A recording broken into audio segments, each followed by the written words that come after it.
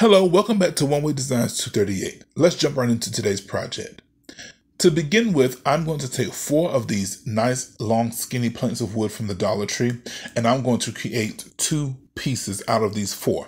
So to do this, what I'm going to do is simply take one of these pieces of wood and I'm going to run a bead of that gel super glue along the edge. Then I'm going to adhere the second piece to this, and I'm going to use my ruler at the bottom to make sure that everything is nice and straight. Once everything is nice and straight, I'm going to go ahead and use this masking tape over the seam where the 2 have joined together, and this is really going to allow the super glue to set up. But I've also noticed that anytime that masking tape comes in contact with a super glue or a hot glue, it's just a really nice tight bond that is created. So now I'm going to do this to my second set of these pieces of wood, and now I have 2 sets out of those 4. So what I want to do now is I want to paint, and I'm going to use my black chalk paint by Folk Art, and I'm going to give this 2 nice coats of this paint. If you can't get your hands on chalk paint, you could always use a acrylic paint in matte, or you could also use spray paint. The choice is completely yours. So once both of these pieces have 2 coats of this chalk paint, I'm going to set these aside to dry completely. That's very important. So once these have been dried, now it is time for me to go ahead and begin to make my frames. So to make my frames, I'm going to use a few packs of these 5-gallon paint stirrer sticks, which I do pick up from Lowe's. So I want to first measure my long sides, and after I have measured the long side length, with one of these paint stirrer sticks, I'm going to go ahead and take 3 more of these. I've taken these out of the package so that the bottoms of these are nice and flush with my work surface, so that it's not wonky in my measurements. So again, I've taken these out of the plastic packaging, wrapped them in a little bit of masking tape, and I'm going to go ahead and cut these down to size, just like so. Trust me, it really does give you a much more accurate cut when you do it that way. So now I need to go ahead and measure and mark my 2 shorter sides. And to do so, I have placed my 2 longer sides that we've just cut. I placed those on either side of this black piece. And then I have measured how long or how short that is I need to cut my shorter ends. So using that same method, now you see I have all of these pieces cut. So what I want to do now, of course, is paint again. But at this point, I didn't really want a nice solid color. I really want that wood grain to show. So what I'm going to do is take some of this brown acrylic paint, and I'm just going to water it down and use that great trick of using like a homemade stain. And I'm just going to simply take a little bit of my black chalk paint because it was a little bit too bright for me. I'm going to mix this together with the water, and now I'm going to take a paper towel and just simply stain these pieces of wood. If you don't like this particular method, you could always use some antiquing wax, or you could use a real varnish. It's completely up to you. One word to the wise about these paint stirrer sticks. Be careful when you are painting these to pay attention to which side actually has the measuring stick on it and which side is blank.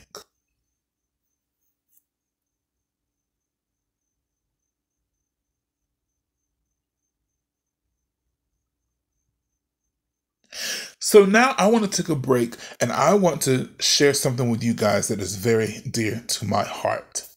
On next Monday, I will be in a collaboration which is entitled the Fall Splendor Collaboration with my good friend Brenda from the Rustic and Lace DIYs. If you guys want to see some fall outdoor decor, please join us next Monday at 6 p.m. I'm so excited, you guys.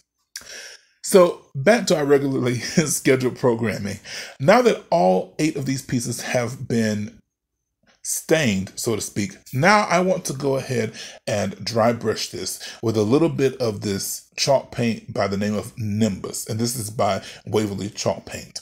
So the reason that I am distressing this with this dry brush technique, I wanted to leave this particular technique out at first, but then I thought about the measurement side of these paint stirrer sticks, and that distressing really does help to hide this, but also brings a little bit more character and element to the project as well.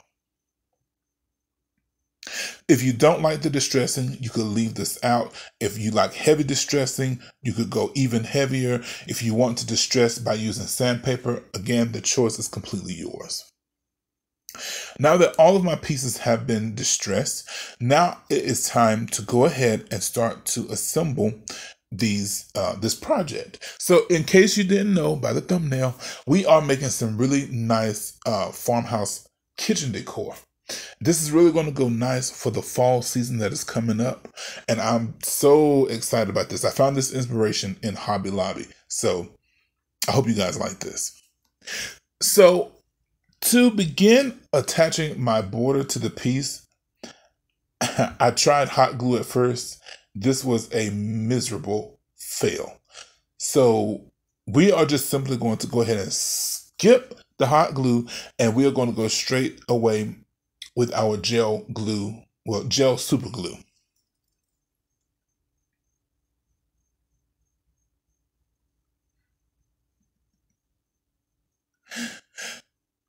So as you see, you can see the top of that gel super glue. I'm again going to take some of this gel super glue, and I'm just going to go ahead and run this along the edge, the bottom edge of my border piece. And then I'm going to attach this to the side of my project. And when I attach it, I'm going to attach it standing up with the measuring side facing inward. I think that this really makes it feel like a shadow box, and I think it also just makes it kind of stand up off of the wall, making it feel really nice and boutique friendly. So to attach my ends to this project, the end border pieces, again, I'm going to use my gel super glue, but I'm going to run this along the bottom and up the two sides. Once I have everything in place, I am going to go ahead and bring in some of that masking tape just to tape around my four corners to make sure that everything is nice and tight and secure while it is setting up and drying.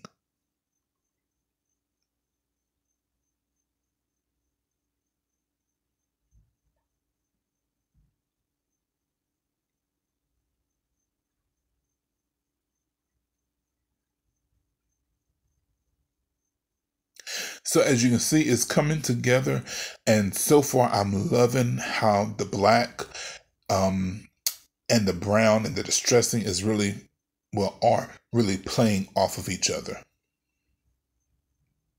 If you don't want to use masking tape, this is just a little tip. You could always use a piece of twine to tie completely around the whole project while everything is holding and drying. So now I want to bring in these two cooking utensils from the Dollar Tree, and I wanted to show you that we are going to be using these later on. So now to flip these over on the back, I want to go ahead and take some hot glue and run a bead of hot glue over the seams where our borders and our actual piece that we painted meet. And I'm going to, again, run some nice masking tape over these seams. You guys, I'm telling you, if you have never tried this technique, you need to try it, because when that masking tape comes in contact with a super glue or a hot glue, it's like that's an unbreakable bond. I really love this technique.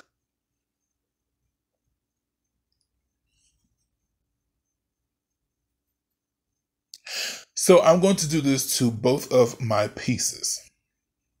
So once this is done, now I'm going to go ahead and glue down my utensils. To do this, of course, you know, if you've been watching me for a while, I don't like anything to be flush against a project. So I'm taking this longer piece of scrap wood that I had left over from a previous project. And if you don't have anything like this, you can always use a couple of pieces of those tumbling tower games from the Dollar Tree as well. And I'm just simply going to hot glue this to the back of my utensil, and then I'm going to use hot glue and fix all adhesive, and I'm going to glue this right in the middle of our project along that seam. Let the seam be your guide so that it's nice and even in the middle.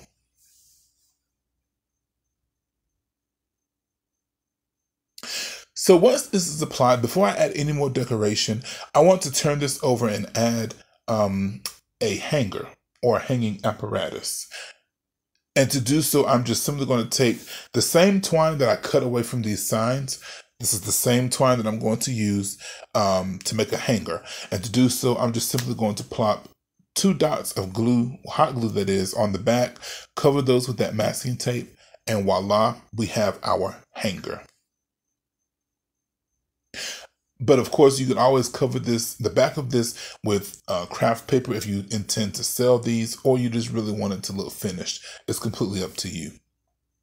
So just to decorate these, I'm going to bring in a couple of pieces of this nice eucalyptus that I picked up from Hobby Lobby. I used these for a wedding 2 years ago, and I still had some of these pieces left over. So I just simply glued 2 of these pieces onto my utensil. I'm going to take this Farmhouse ribbon from the Dollar Tree, and I'm just going to create a plain old shoelace bow. And once I have created the bow, I'm just simply going to go ahead and angle cut the bow tails. You guys, this project is so simple, but it is so elegant in my opinion. I love, love, love how this turned out.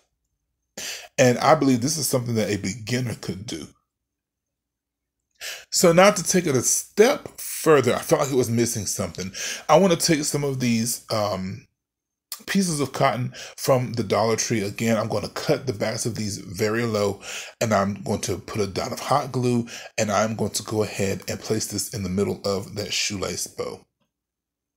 So now I'm going to show you how these look. I think these are very chic.